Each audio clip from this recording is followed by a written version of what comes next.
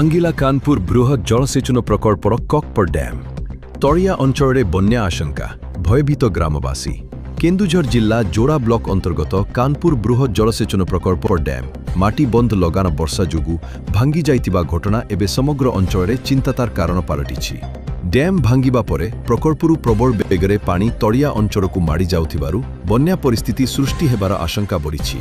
ଗତ କିଛି ଦିନ ଧରି ଲଘୁଚାପ ଜନିତ ଲଗାଣ ବର୍ଷା ହେତୁ ପ୍ରକଳ୍ପରେ ଜଳସ୍ତର ଦ୍ରୁତ ଗତିରେ ବୃଦ୍ଧି ପାଇଥିଲା।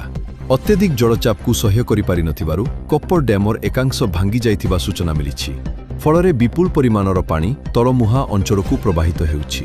ଏହି ଘଟଣା ପରେ ତଳିଆ ଅଞ୍ଚଳ ଗ୍ରାମବାସୀଙ୍କ ମଧ୍ୟରେ ଭୟ ଓ ଆତଙ୍କର ପରିବେଶ ସୃଷ୍ଟି ହୋଇଛି। ନଦୀ ଓ କେନାଲ ନିକଟବର୍ତ୍ତୀ ଗ୍ରାମଗୁଡ଼ିକରେ ବନ୍ୟା ଜଳ ପ୍ରବେଶ କରିବା ସହିତ ଚାଷ ଜମି, ଘରବାଡ଼ି, ରାସ୍ତାଘାଟ ଏବଂ ଯୋଗାଯୋଗ ବ୍ୟବସ୍ଥା ପ୍ରଭାବିତ ହେବାର ଆଶଙ୍କା ଦେଖାଦେଇଛି। ପରିସ୍ଥିତି ଉପରେ ପ୍ରଶାସନ ତୀକ୍ଷ୍ଣ ନଜର ରଖିଥିବା ବେଳେ ତଳିଆ ଅଞ୍ଚଳ ଲୋକମାନଙ୍କୁ ଅଯଥା ଆତଙ୍କିତ ନ ହୋଇ ସତର୍କ ରହିବାକୁ ପରାମର୍ଶ ଦିଆଯାଇଛି।